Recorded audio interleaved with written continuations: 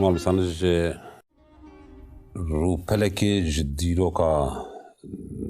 کا من رو پلک زندن تخوازم من بک نیجار بطایبتی خباتا تیا کل سر تفکر کردی 3 سال 18 و خباتا تیا لسر مالبات این کرده مالا جمیل پاشا زاده مالا بدرخانیا و یک مالبات بدرخانیا کو عبدالرحمن بدرخان بگه قالوا إلو تكارب در حق عبدالرحمن بدرخان بگ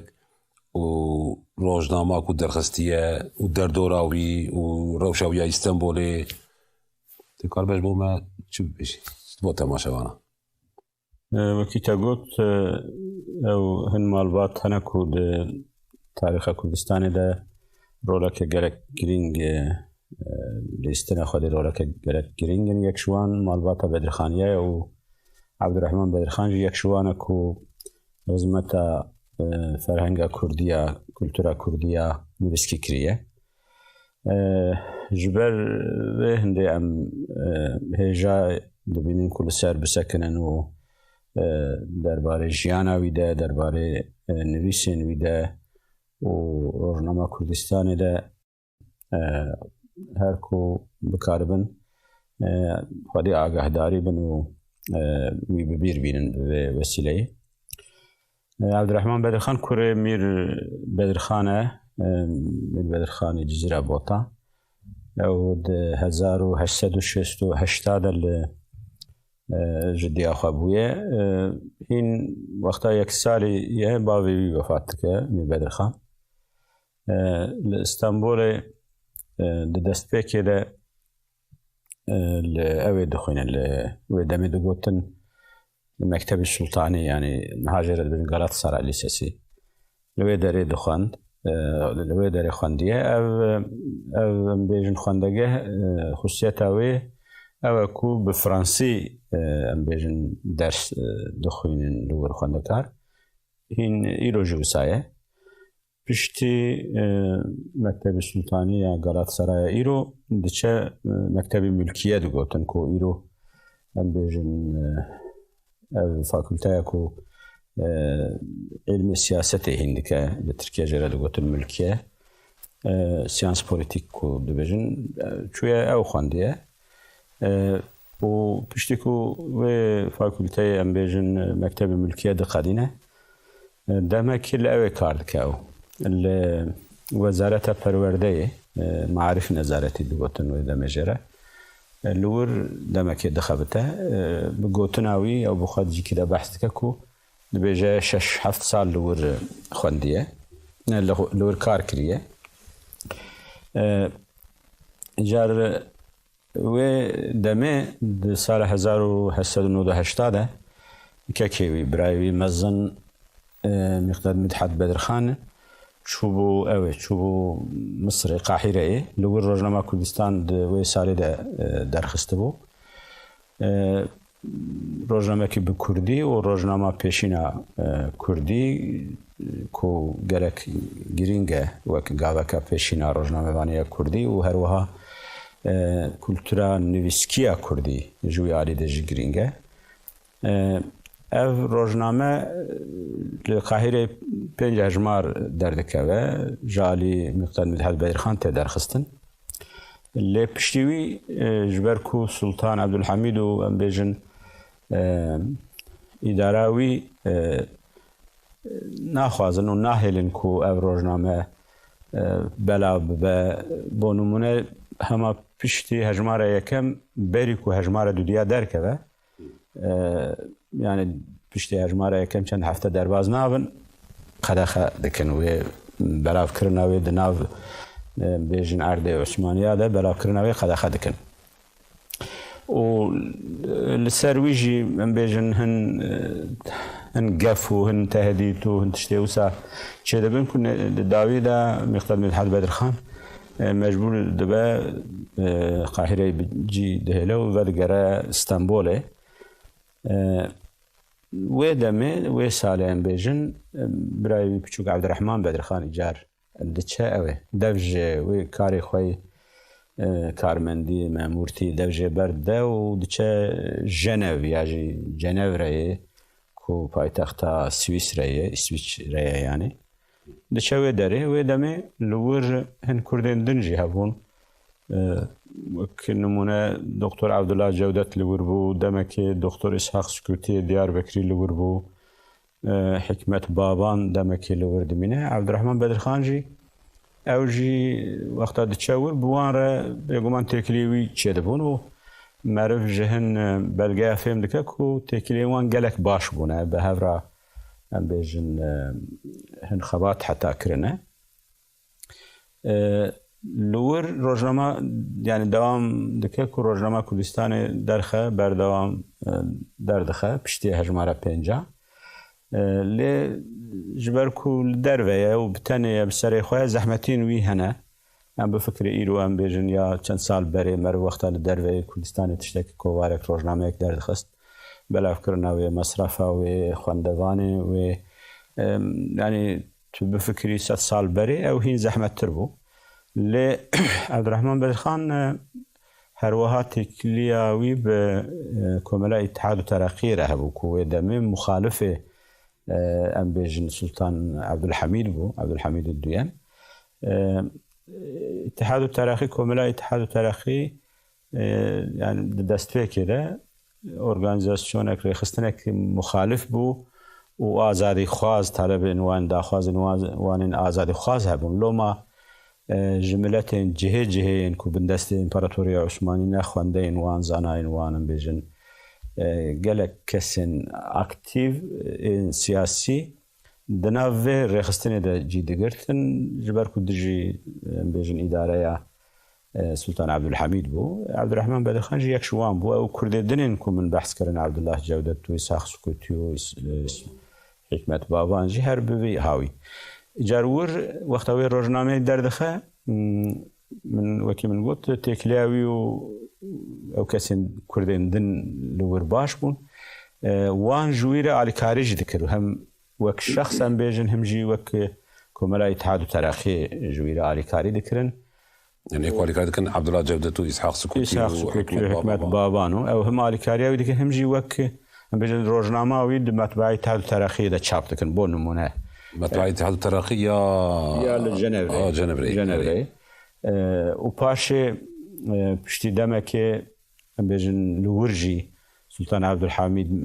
الحميد مروين وي وان تعقيب دكن لورجي وان راحت ناهرن بواسطه اوين خوان بيجن تمثيل كاري خوا قنصلوسين خوا ور حتى قلي دبا بيجن قلي دكن وان بوليس وان دقرا إفادة وان دقرا لورج دنيرنكو دبن تعدايدن او امكاني وان كيمن باشي هم بيجن كوملاء اتحاد الترقي جور او اخذ دغهاري نجي اخذ دغهاري زادچ هن باجارن دنن اوروبي ام بيجو وك لندن و جيندن عبد الرحمن بدرخان جي مجبور دمينور جور دچ باجارن دن و روزنامه كردستان دور دردخه جبري کو هره جور هره ام بيجن ور كچك بناو اليزابيث فان مودن او كچك شهر حزدكن كتشك جمالباتك جالك كان بيجن خورت ودولمند سويسري بويه مالباتك ارستقراط باوي ودم مهندس بويه و كالكي ويان بيجن فابيري و رسامك نافدار بويه دخازم بزوجن بيشي سال 1933 بيجن نشان دكا كتشكي لي وقت دخازن ام بيجن دخازن مار بك بزوجن او خويا رسمي تشيكن ام بيجن مار رسمي تشيكن جبرهن اوراخين ويجبرك او ملتجي ولور پناهندبو هن كماسي هبوند كاغزين وين ده يا ده بلغين ويده جرى زحمتي دردخن بلديه اوي دستور نادكو بزوجن بلديه يا سويسرا حتى جبركو كتشك جمالباتك قالك نافدار بو قالك روزنامه سويسرا ودمي بحثه في مساله دكن ودمي طبعا بيجن كسك روجهلات امبراطوريا عثماني ويكي كرد کەچکێکی ئاریستۆکراتە سویسرەیرە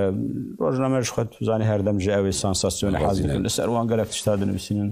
پرەنسێکی کورد هاتیە دەرێ کەچکێک سویسرەیژ فلان ماڵباتێ دخوازم بزەوجن و ڕاستە لەسەر وان گەلێک تشتێن نووسین ji ber ku destûrê nikare bigire nadinê ew mecbûr dimîne diçe bajarekî piçûk a Fransayê nêzî sînorê Swîsreyê diçe li wir demekî dimîne zêde dirêj nekim di sal 1904 de li wir mara xwe resmî dibirin yanî keçikê mar dike û dizewicin heta di ewa wan de di belga zewaca wan de yani wek dibêjin eqda marê de şahidê yek ji şahidên çend şahid hene yek ji wan Dr. Abdullah Cevdet e Cevdet de şahidê wî dibe car wekî min got yani piştî demekê mecbûr dimîne ji wir diçe Londrayê ji Londrayê demek dimîne paşê diçe Folkestoneê dîsa ve digere çend cara cî diguherin lê her bi înad û bi em bêjin sebat dixwaze rojname xwe bidomîne û didomîne jî di vê navê de hin nivîsên wî din jî derdikevin bêjin di rojnameyên Ermeniya de hin tiştên wî hin nivîsên wî derdikevin Tam dewrî dewra Sultan Hamîd û qetleama Ermeniya jî berî wê yan qetleama Ermeniya çend car çêbûye yek ji wan em bêjin di salên 1890 de em bêjin salên nodî de çêbûye îcar wê demê Sultan Abdulhamîd alayên Hemidiye çêkiribûn Abdurrahman Bedirxan hem di rojnama Kurdistanê de hem jî wek yani broşürek jî li ser wê meseleyê derdixe bi navê broşüra wî di sala 1900 de çap bûye bi navê Kurdistan Qiyamî yani raperîna Kurdistanê ya jî serhildana Kurdistanê lê herçiqe navê wî wisa be jî zêdetir ev broşür behsa têkiliyên Kurda û Ermeniya dike û li ser wê disekine ku Kurd divê neheqî li Ermeniya nekin Sultan Abdulhamîd wan teşwîq dike wan dijî Ermeniya dixwaze bi kar bîne û rexne li wan digire her wiha di rojnama Kurdistanê de jî gelek ser vê meselê dinivîsîne di gelek hejmara de behsa vê meseleyê dike Ma ne wekû dibêje îro Ermeniya bikujin sibê wê dor were Kurda jî rast jî wê demê yani gelek bi rastî gelek tiştekî balkêşek û di wê meselê de Abdurrahman Bedirxan pêşiya xwe dîtiye mesela ew hin tiştên ku behs dike piştî demekî em bêjin di dema şerê yekem ê şerê cîhanê ê yekemê de ew tiştana bi rastî çê dibin yani dibêje mesela aynen dibêje eger heta numuneyekî dide ji Kurda re dibêje çima hûn Şeyh Ubeydullahê Nehrî ji xwe re numune nagirin her wekî tê zanîn wexta Şeyh Ubeydullahê Nehrî de dîsa li gora Abdurrahman Bedirxan Sultan Abdulhamîd wan teşwîq dike ku dijî Ermeniya em bêjin ew bikin teada li wan bikin yan qetleama çêkin Şeyh Ubeydullahê Nehrî gelek navdarên em bêjin serek eşîr û malmezenên Kurda serekên Kurda dicivîne ji wan re dibêje ku yani hîn wê demê em bêjin berî 1808 erê dibêje eger îro em Ermeniya qir bikin sibê wê hinekên din me jî qir bikin yani tiştek balkêşek em bêjin şêxekî vî tiştî wê demê dibîne Abdurrahman Bedirxan jî ji Kurda re dibe çima hûn ji xwe re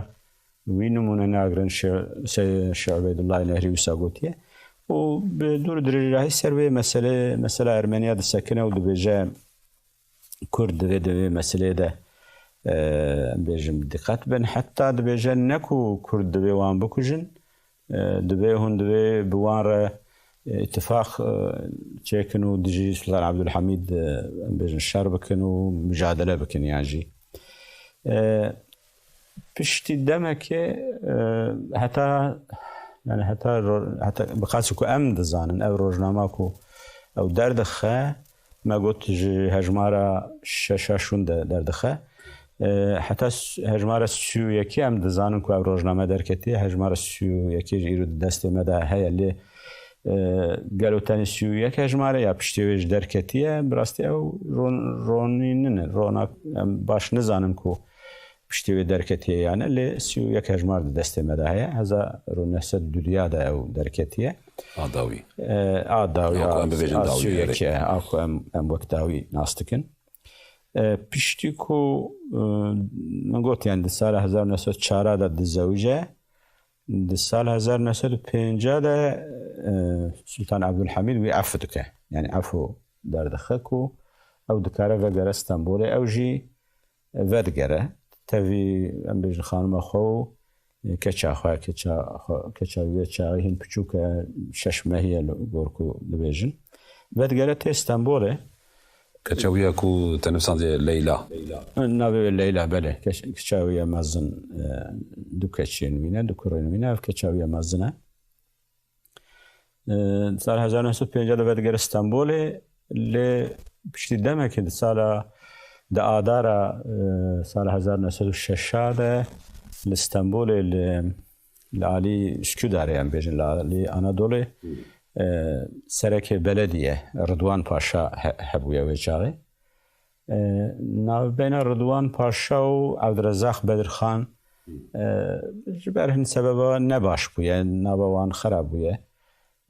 هەتا جارێکیش ئەم بێژن خراجرێکی دەردکەوە شەرێکی ناواندا دەردکەوە هەن مەروێن ئەوێ بریندار دبن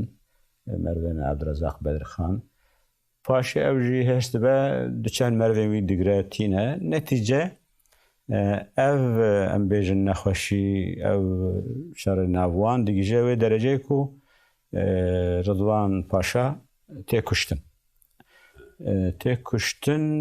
ئەویا ژالی چەند کورداوە هاتیە کوشتن یان بخاچکو مەروژ وا بەلگیا فێم دکە جار ji ber vî tiştî ew Kurdên ku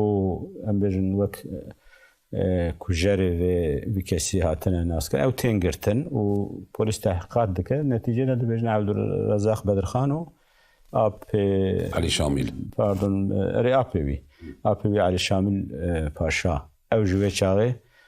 kumandanê mintiqa Üsküdarê ye wan sûcdar dibînin û ne tenê wan Sultan Abdulhamid fermanek derdixe çi xas Bedirxanî hene hemû ya digirin yani hemû mêrên wan heta zarokên wan jî zarokên em bêjin mêr yani wana hemû ya digirin ja ne tenê Bedirxaniya ji bi wê jî nasekinin gelek Kurdên ku hema bêjin silavekî dabe wan ya mervatiyek wan ya heta xizmetkarên wan dergevanên wan heta ew ku mesela carinan bêjin ya fotoğrafekî wan li mala wan hatibe girtin û ne tenê Kurd jî yên Tirk yên hinek Rûm hinek em bêjin ku ne Kurdin jî dîsa bi awakî hema têkiliyek wan bi Bedirxaniya re hebe hemû ya digirin û wana sürgün dikin. يعني مثلا كتابة اخوان يكي ولا ومبك بيقول جيراني عبد الرزاق جيراني وياك ويا يكي دنيا حسن فؤاد بيكو رسمي ويل مال عبد الرزاق بدرخان دينا قلت له بيج ببن يا بشكي تشكيتني برما ضاربين قلت تركي تشيبون يقول تيكي عيني وها عيني يعني وسع خاص كنت فهم كن شيخ عبدالحميد بأوية الناس كان يعني إنسانك بوسوسة وبأوهام بترس بو يعني زو أو دبو هما تشتكي بتشوك دبو مثلا ترسيا جبروي تعدا ودسبوتيزمكي شدان خورتها بو جاد بين شاوي ترسيا قلت يعني هناك جيرا قلتنا وانا بنر سركي بلديه كشتبن سبكي زانوي تشبكن جبروي ترسيا قلت وانا دكارن تشخالكي دجمنا هم يعني دغرن دشينن وەکی من گوت نەتەنێ کوردای کوتێکیەوان بوان هەبوویە یا مەرڤاتیەوان هەبە ئەو گرتنە شاندنە هەتا کامران بەدرخان دەنویسێک خۆدا بەحس دکە کو وێ چاغی هین زارۆکێک بووە ینی 9 ساڵی یا 8 ساڵی تشتێک وسە بووە وی و کەکی خوا جەلالەت بەدرخان و سورەیە بەدرخان و دەمیل لە ئەوێ خوێندیە گەڵات سەرای دیسا گاوادن بەحس کرد لەوە دەبێ مەدرخان ڕۆژکی هەسن مەسەلە درێژ نەکەم پۆلیس تێژ مەکتەبێ وان دەگرە وان زارۆکانە دەگرێ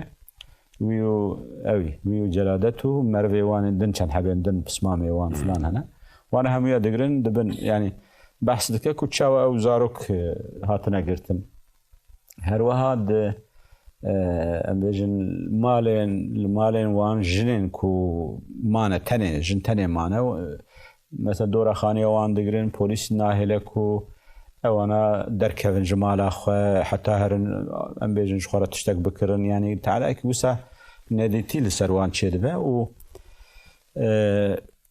جناوي اليزابيث جي تابي جبركو دمي او اجا زمان جي هي نزان النويه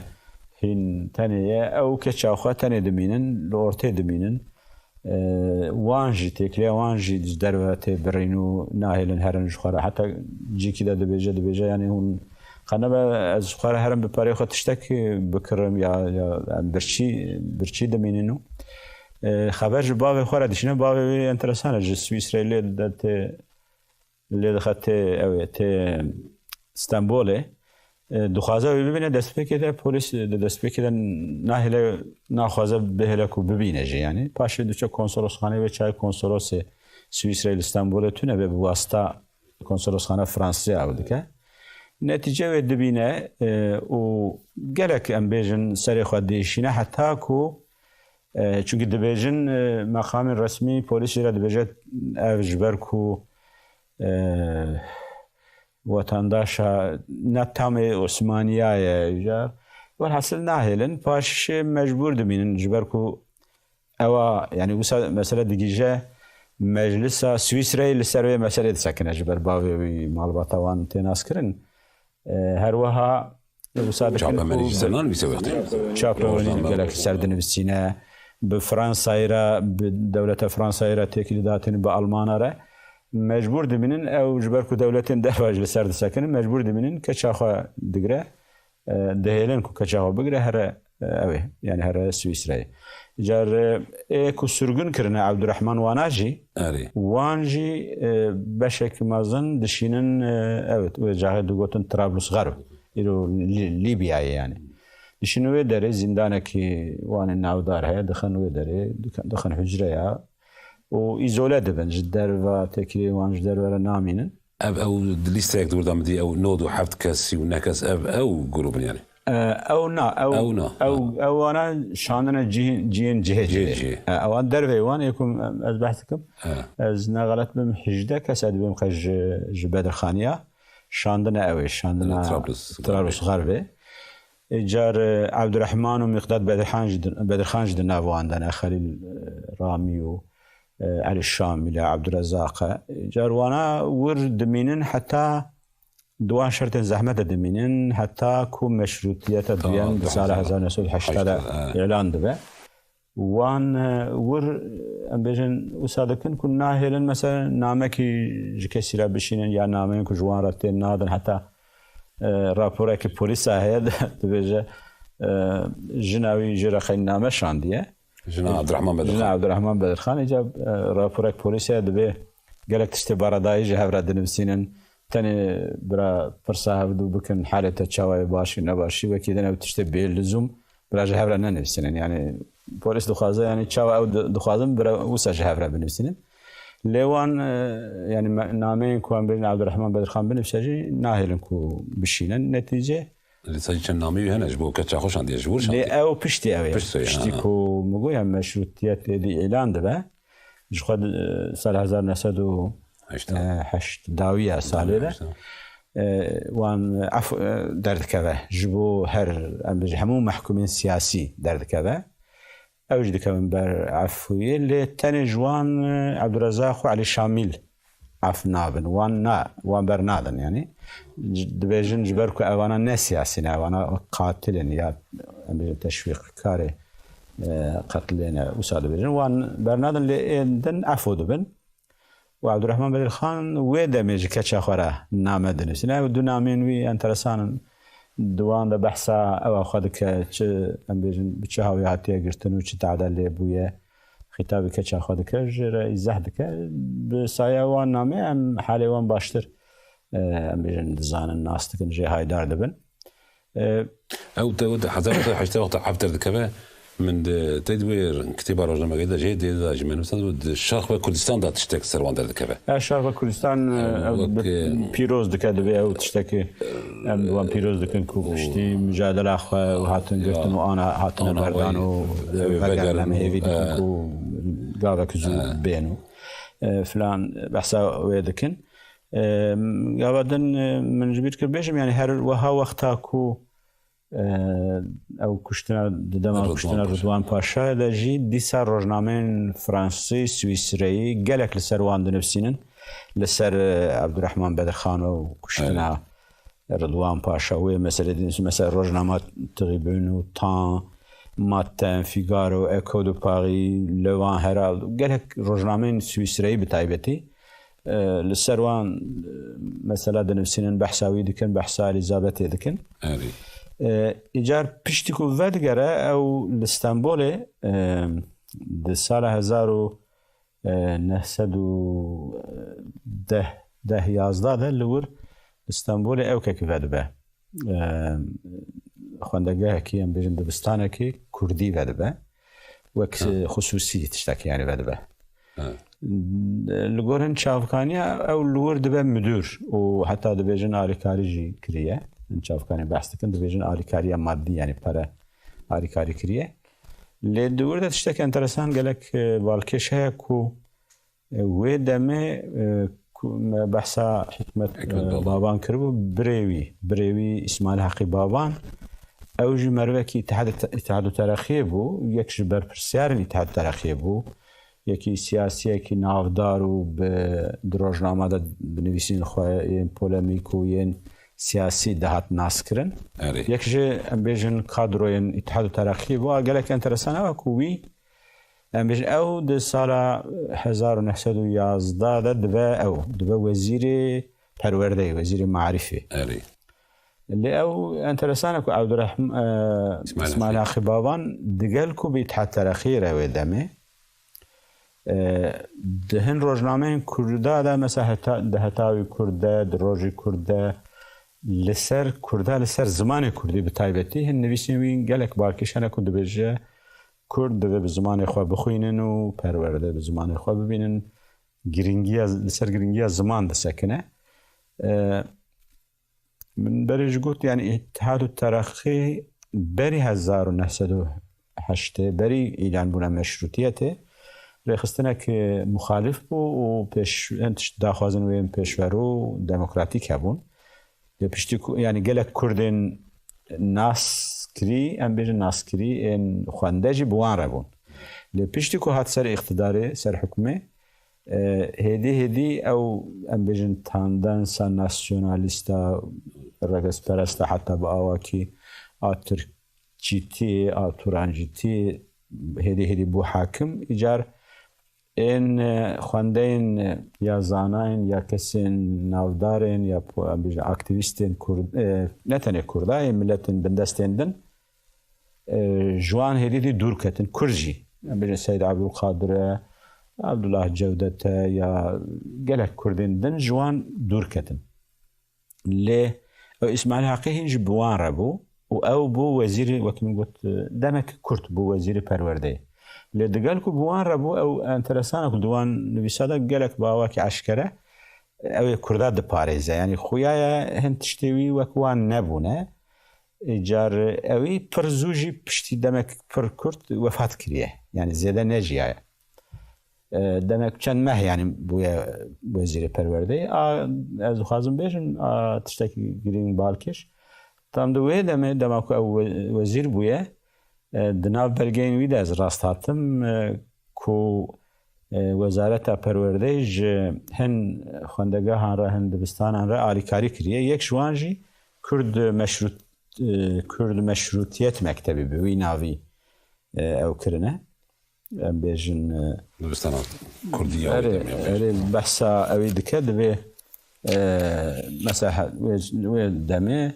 1900 قرش آریکاری کریه یعنی اری ویدمه گرینگ یعنی ام بیجن برکو رای کم و جارا داوین بقاسه که از زانم دولت عثمانی و هر دو وقتا ترکیه ده جوسا تجار مثلا باواکی رسمی خونده که کردی را آلیکاری بکن نکو آلیکاری بکن یش خو یک جار قبول نکن ل یعنی خویا تاثیر اسماعیل حقی بابانزاده هبویا کو آلیکاری ج و خونده که هرج و مکتب رج کریه او تشتکی گرینگ بالکش جبر کو دوی دمیده ام بجن هر د سالا يعني چند سال بري سال 1906 ده سلطان عبدالحمید کتاب کردی قداخه کربون با نمونه کتابک فرهنگه کم بیشن فرهنگه که کو یوسف زیادین پاشا او بخوا مقام موت کابو لور جگر کو او بخوا نکرد بو بارکش کوی فرهنگه که به کردی عربی آماده کربو و به دستور به رخصت یعنی آماده کربو سال 1000 او سال 1894 ده در کتبو ل سال 1906 سلطان عبدالحمید به فرمان اوی ام بیژن او فرهنگ و الفابه آرناودا آلبانا یعنی قد خدکن یعنی بخواست که از آنم جاره پیشین کتاب کردی قد خبوبون بری روزنامه کردستان هاتو بو قدخه کردن لفرقاوی روزنامه کردستان جبر امبر ناوروک خویا سیاسی و مخالف هاتو بو قدخه کردن نه جبر کردی بونی نه جبر زمان لفرهنگ جبر کردی هاتو بو قدخه کردن اجار وان سالا در دیسا هن بلگین عثمانیه دا امبیجن کو برپشتر دولت نفساندن جوان تفهم کردن جهور نفساندن دبیجه اوه دبیجه امبیجن وشاندنا چاپونا کتابین کردی یک جار دجی پولیتیکا می زرار دولت تیدایه و نتنه امبیجن چاپون وشاندنا وان براف کردن وان قدخه دکانا با کتاب فروش امبیجن اگر بین گرتنجی دوین بین امها کردن تشتك قالك باركشك ويا دامي يعني كردي هاتي قد خكرن لدقالوي بشتي چند ساله ام بجو وزير پروردي نخواست بالا يعني تفكشن سروي مساله كو ويا دامي ده ام بجن قد خبون هي اللي اوجي اليكاريا خوندگهن كردي دكه باش او دبستان جهروي وقتي قد خكرن دبستان دبستان بشتي ويا دامك بش دامك پر كرد درواز نابه او هن اسکاری کرده بحث دکن کو تعدال اوی دکن تعدال برپرسیارن وان دکن و مجبور دبن دگرن يعني تيگرتن اجبیر نکم مثلا اوی ده من خواست بیش مثلا گاوا دن وقتا من گوت کو روزنامه کردستانی ما گوت هات خداخه کرن ایجار لسر ویج پر سکنی بون پر ترسیا بون مثلا اوکی که چند راپور هنه یک جوان دبیجه او حاجی حجاجین دچن حاجی کردین کو دچن حاجی جو کردستانه وقتا وگرن بیرن دچن وقتا وگرن جو سویش یعنی جو اسکندریه وقتا درواز دبن دکارن جبر روزنامه دمک مصر القاهره در کتبو ورد کارن روزنامه کردستان بدنوان و بخارا بین کردستانه لوما دوی وقتا او هاتن حاجي يعني هاتن وان پر بدقت كنترول بكن جات ترسك وسا يعني دبي روزنامه كردستان وبخارا حاجي بينن بكن كردستان او آلی كده جي لكردستان جي ام دزانن كو او روزنامه گيشتي كردستان يعني ام پر آگاهداری ما زيادتون اللي جهن هجمار كردستان مرفهم دك بحث دكو روزنامه کردستان گیشتی کردستان با نمونه خواندگانه که بناوی بکرد مثلا شامیم یعنی شامه دیار بکری اشراف دیار بکری دنیسینه دبیجه روزنامه و گیشت دستمه پرپیک خوش بوم او کل خواند و فلان ببان دبیجه بر پرسیار دولت ناهی لنام بخوینن کی بگرن یک دستی ویدا ببینن یا باوی ببینن و دخن حبسی و اشکنجه لیدکن جور معرفیم دکه يعني بركيم بجي حتى كردستان هاتيه گيشتي حتى جي كده بحث عبد الرحمن بدر خان بحث دكه دبيجه كي يكش خونده وانا يعني جمره نظام 200 قروش تشتكي آلیکاری شاندیه يعني تاكلي اكواني ام بيجن ضعيف بباجي بكردستاني راجي تشتكي وساتشي بويا اجبر لكن ديسا المساله اوي دد وسرغنين كو ما بحث كرد دما كشتنا رضوان باشا ده ما قلت قالك كاس هن شاف كاني حتى بحسب بحزارة كاس لكن ليه بحزارة نبجي او لسه الموضوع حد كاسيم دي ام دزانكو بالصدان كاس هاتي سرغن كرن من جبرجين عثماني صدو حفتو حشت كاس من تثبيت كرن دناوان ده اوجه باو سمكو اسماعيل آغا شكاك محمد بلي او جوي دمه جبر اوي هاتو كراكيوي هاتو كشتن جالي ايرانيا دولة حكومة ايرانيا بجبر بشار ايرانيا هن شاف كانوا بحث كن كود بيجن او هاتو اسطنبول داكو جو سلطان علي كاري بخازه دجي وان هرا بيجن الشر بك يا مجادله بك ودمي او مساله تشدبه واجي دغرن او سيم مرفينوي يعني تنجرتن وكردين كو تنجرتن جبراني جو كردين وانك حكاريه نزي سينور زادتر كردين وي منطقينا يعني سد حفتو حشت كاس ايكو ازانم نافي وان هي ودنا وان ده يعني جو باشا بقرام بيجن حتى حمال وبوليس ومامور وهر جوره ام بيجن كاس انسان هنا دوي اويدا دوي قرتن وسرغن كرن ده دنا يعني با بارانتيز كيف تعرفون اب ممتاز اب مالباطه بدرخانيه مثلا اسطنبولي خويا سلطان حميد برجي ترسيا يعني قالوا حكمك وان بس حكمك وان مزن هبو وقت يعني تقريبا بنا اقتدار اشتكي وها مرد قال اقتدار بالكو حمود بدرخانياتنا اسطنبولي واللي قالك جي دارين امبيجن مزن بتجيبونا يعني او جاركي شيكا عثماني من بيذكر براني بدرخاني زاده بدرخاني ونظام كنترول بكن دقت بكن او دناو بيروقراسية عسكري والسبيل ده قالك كسين امبيجن بدرخاني هبون يعني او كتابة لسر بدرخاني او من اشارة كربو بيجن حفت كس جوان باشانا مثلا يعني جا قالك وكي من قوت يعني كسين كو ادارة ذكرن موقعين جهده جيوان هبو جرانيه كوان هبو او يك وچند جار مثلا تشابس كربون كو هرن كردستانه مثلا يعني بری 1900 هین جاره که ام بیجن چند برا جوان امین علی بدرخان و چند برای خود خازن هرن کردستان خازن تفگره که سرهلدانه که تشتكي وسا خويا يعني فكري وانا وسا احتمالا مازنها دچن ب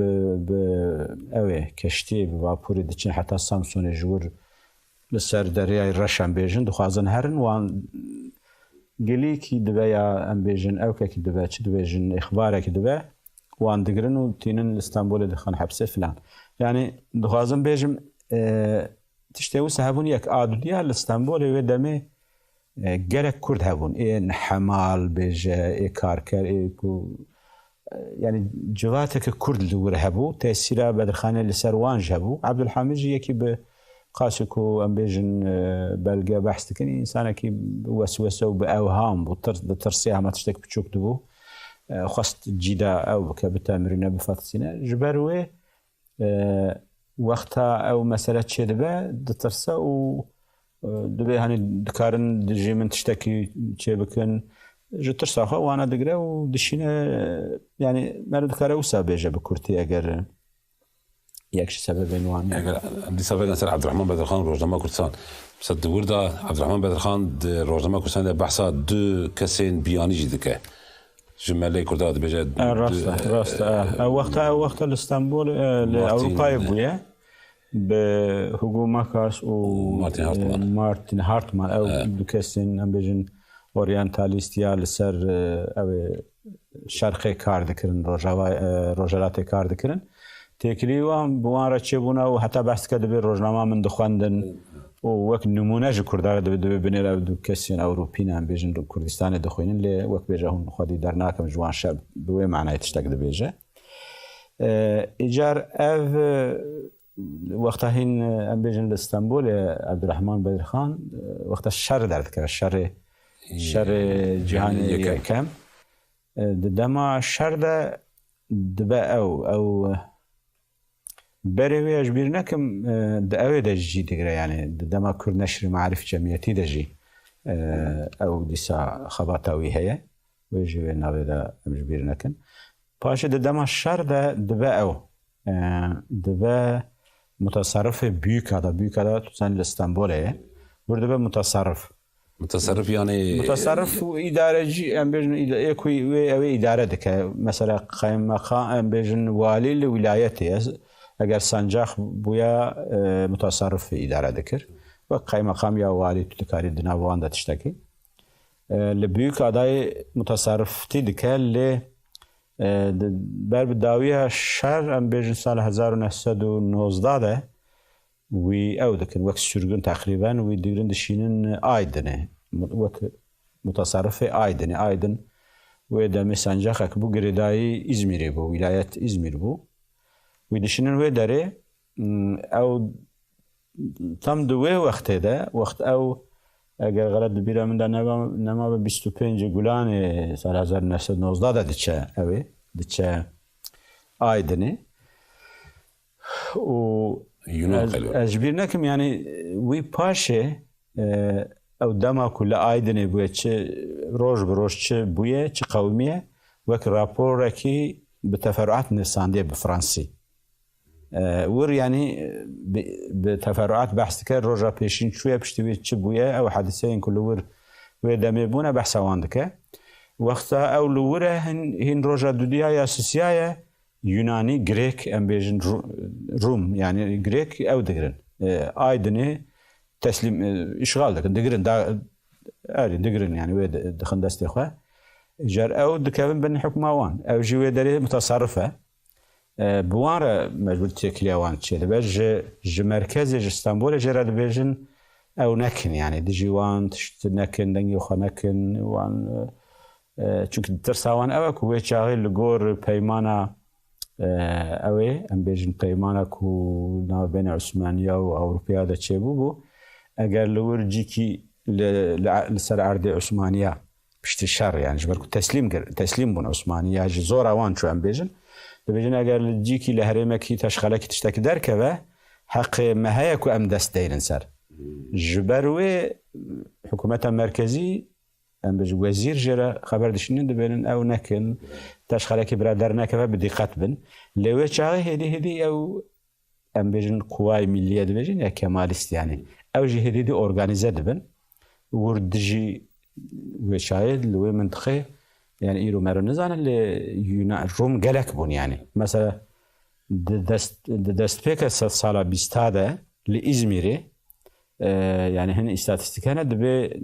نيفي نفوسي لازميري روم بو يعني ياجي غير مسلم نا مسلمان بو يعني يرو مثلا قد كسكنا مايا يعني بري 6 سال بيجي نيفي نفوس İzmir'i لغور مرد دكاره يعني تخمين بكم روم لوي منطقه جلك بون جار او قواي مليه يا او توغرا كمالستا لدجي وان طبي او دكه بيجن او هن چتين وان هنا يورك علي سوزانا من كسن نافدار هنا وانا دجي وان قتل عام اتشدكن روم جي طبي يونان جي ب بيجن دست بكده واندرا اشغال دكن ل زيد ناج دمكي كرت الورد مينن باش فادكشن مجبور دمينن يعني تشتكوا مثلا عبد الرحمن بدرخان على قدر ذكا ويدم اول متصرف ايجار مخاطب قوماندان عسكري يونانيه اوه تشتكدني بالكشاك وعين دوا روجاده دوا دمده والي İzmir'i Kurdaka اوجي بسمام ادبن بسمام AP شريف باشا اوجي والي İzmir وعبد الرحمن بدرخان بشتي دمكي ويدقرن مها حزراني ده يوناني وقتا فادكشن هن كسا دقرن يكشوانجي عبد الرحمن بدرخان وك ام بيجن متصرف بربساري وسانجاخي ويدقرن دخن حبسه بدبن İzmir'e دخن حبسه بحثوا مسألة كده عثماني ميدر يا يوناني ميدر يوناني عبد الرحمن بدرخان ويدقرن ساوجي حاكم هنا بربسارين بيروقراطين ئایدنێ دەگرن ویژ دەگرن ئەو هەرچقاس زێدە تشتێک دژیوان نەکردبێژی تابێت ئەو کریێژی مەجبوریان بژ بەک بەرپشارەوێ دەریێ خۆیان هەن تشت خواستی هەن تشتا بکە لێ ئەو مەزم دەکەن دەبێژن مەسەلا ژووی تێخواستن و ینی مرکز ژێ دخوازە و ئەو بەلاوەکێکە بەلاو بکە داکو خەلک ئاشت ببێ ساکن ببێ ڕاپەرینێک یاسە لەدانێک تشتێک چێ نەبە و بەلاوەکێکی مەسە بەلاو دەکە لە یونان دەبێژن تا بەراوەک بەراوکێت و دخوازی دژیمایە خەلکی ئەو بکی هاروک ئاسی خۆدا نەوسا نەتیجە ویش دەگرن و پشتی لەگۆرک و دوێ راپۆرە خۆی بە فرانسزیدا دنویسە دەبێت پشتی دەبێت غەلەت نەبن پشتی 25 ڕۆژە وی بەردەدن تەخمینە من یان تەسیرە ئەویش هەیە هەرچ قاسە و بەحس ناکە لێ ئەو زەت پاشایکم من بەحس کرد یانی لە والی بوو ئەوێ لە ئیزمیرێ تەسیرە ئەویش هەیە پشتی بەدەگەر ئەستانبۆلە پشتی و تێ بەردانێ بەکو وەختەوێ پشتی بەدەگەری ئیستانبولێ لە ئیستانبولێ تام دوێ دەمێدا ماڵباتە بەردەخانەیە کۆمەلەیەکوان هەیە بەێ مثلا وردە جی دەگرن ناگرێ ڕۆڵە هەرێ وەرجی دەگرە ژخوا پشتی و بەدەگەرە دوێ کۆمەلێدا کۆمەلا ji بەحس کرد کۆمەلا ماڵباتە بەدرخانیە وێ دەمێ ئەو ji بۆ ئەوێ دەخابتن وەک ماڵبات دخوازن ji دەولەتên ئەوروپی داخوازە ئەوێ دەکەن جزیرە بۆتان ئەمبێژن ئەم میرێن پرەنسێن جزیرە بۆتانن ئاسلێ ئەمبێژن وێ دەرێ کارێکێ باوێ مەبوو ئەم دخوازن ئەف دەر بگوتنەوان ئەمبێژن ئۆتۆنۆمیە کوردستان یا کوردستانە ئۆتۆنۆمیرە بێ گرێدان و ئەو وەک ئاردێک باو کالێمە تەسلیمی مەبێ بژ بۆ وێ هێن خەباتە دەکەن عەبدوڕەحمان بەدەخان ji ber ku Fransî dizane ew celadet carna Kamran jî diwan nivîsên ewan qerarên ku wan ew digirin werdigerînin em bêjin Fransî û carna heta didin biyaniya xebatek wan wisa heye yani heta wê demê xebatek wiya ew heye xebatek wiya em bêjin Kurdîtî û ji bo Kurdîtî lê piştî wê meselê êdî وقتا کمالیست حاکم دبن پشتی وی چیم سری داده پاشه مثلا پاشناوی تی گوارتن زاروکی وی چه دبن اگر مال وی داری بله یعنی پشتی کو کمالیست دیتن سر حکم ام بیژن حکومت دکوه دستیوان اداره دکوه دستیوان تعدل کردی تی قداخه کرن کرد سرگون دبن هنکتن کشتن هنکم بیژن دراون اوجی وقت سوران دبن کس دبه دنگوی سیست دبه ایدی به دنگ دمینه یعنی نکاره ایدی او که بکه دوێ ناوێت شتێکدن جی هەن چاوکانی بەحس دەکەن و دەبێژن ساڵ 1900 هەنێک دەبێژن 20 هەنێک دەبێن 21دا کوێ ئەوێ کوێ بەیرودێ کو بە فرانسیارە لەسەر مەسەلا کووردا بپەیوە یعنی ئاگاهداریەک وسا هەیە پاشێ پشتی دەما جمهوریەتیان بێژن دەنگجێ دەرنایەتی و پشتی دەمێکێ دەبێژن ینی مەرەوێن وی ئێکو ئەم بێژن از بیکیره پیویم نبیه کی یعنی او وی بحث کرد گو جی ایدی او دو زحمتیا بر تو روشوان باش بو زحمتیا اکونومیک دکشینه زحمتی ام بیژن دکشینه خانماوی و دمه الیزابت او دکد چه ادویجم خی آرناوت که امریکان کالجی جیکی وساده او ده درس پیانوی ده درس موسیقی ده داکو آلیکاریا مالبات یعنی آلیکاریا مالی بکر او حتی هزار خانماوی یعنی 1946 ورده خبته ل عبدالرحمن بخواه 1936 وفات دکه جار نزان وقت قاسه دکارو پچک بحثاویش بکه پچک بحثا روزنامه بکه او جدی جارک چند زاروکی هو مثلا زاروکی من گوتا دبیم خیلی دو کچو دو کرینوی هون یک مقول لیلا یکی کچکوی بناو مودت هیا او مودت کروی پاش دما تانسوچیلری دبو وزیر دروی اوه وزیر دروی کارین دروی ترکیه امره گونان سوی وقت بيجن بالذات نبي يعني كرة كتشاوية كرة كتشا عبد الرحمن كتشا عبد الرحمن مثلا او نهار تقاش وان كاس دين بيجارك تشوف او بخوا من ندیت اللي بيجن واسطه يكي مروكي وان من خواست مجوز خوازن بپیوین فلان نويرن يعني ناخوازن ياجي ناخوازن شخو امره گوننسا قتل خوي بكرديتي تو نجارك تلفزيون دجي برنامج كده تماشا كر مثلا جتركا زدتر دجي كردستان باشور دپیوی حتى او کسی که مثلا مروین کو از دواره پیویم اوانا دگوتنم چون دگوتن هن مروین من هاتن جمره گوتن تو چون به سپاراتیست بلژی آرد پیوی یعنی ندخواست یعنی اوا خو کردیتی دور کتنه یعنی ما جمال قطعی يعني تماما دور كتنا هناك جوان هنجي فيجن اول دجن اكو اس بي يعني وكي من قلت مساعده ترسيا ودغو مرد هناك سر سيباراتيزم وبولجري هناك فلان جميل عبد الرحمن بدرخان وروجما كردستان هذه قي وقت برندك مايه اب تشابين كردستاني اگر مر بيجي مثلا چند جراتنا تشابون چنجي كي من قالوا قش هنا براسيسي ويا كجمارن بله او وكي من قلت يعني سويا كجماره مزانن دركتيه ممكن زيادته بله اكو بردستن بيجي سويا كجماره وانا جاره پیشین ماموستا دکتر کمال فؤاد کوم کردن و در سال 1972 دا اگر غلط نبم لبغداد چاپ کردن فاکسیمیل یعنی وقت چاپ کردن اوریجینال وان کپی وان چاپ کردن پاش ماموستا محمد امین بوز اصلا لأوبسالا لسويد جنوبا او هجمار چاپ کردن و تبي هر وان كيمانيا وان هجماران او بله ترانسکریپسیون وانجی ل زده کرد اصل وانج پیو کپی وان چاپ کرد ل دو هر دو چاپا دجی 5 هجمار کم بون 5 هجمار کم بون من 2 هجمار جوان هجمارین کم يعني من پیدا کردم سال 1992 من او چاپ کردن او 2 هجمارین کم ما 3 هجمار جوان 3 هجمار 2 هجمار دکتر ماموستا جلیل پیدا کردن نتیجه آن هجمارک که مایه هن یعنی هجمار 19 حتی این پیدا نبوده روزنامه کردستان تا به هجا که مرا گلک لسر بسکنه لی وقتا مجبر کو ام جارکی دنیا ان شاء الله حتی هجمار 19 ببینن و برنامه که تایبتی جا سر هجمار 19 چیکن حتی برنامه کدن کام ذکر اجاره می کی جان رو پرین دیرو که وکن از آن من بهتر تو دوستی لی خاطري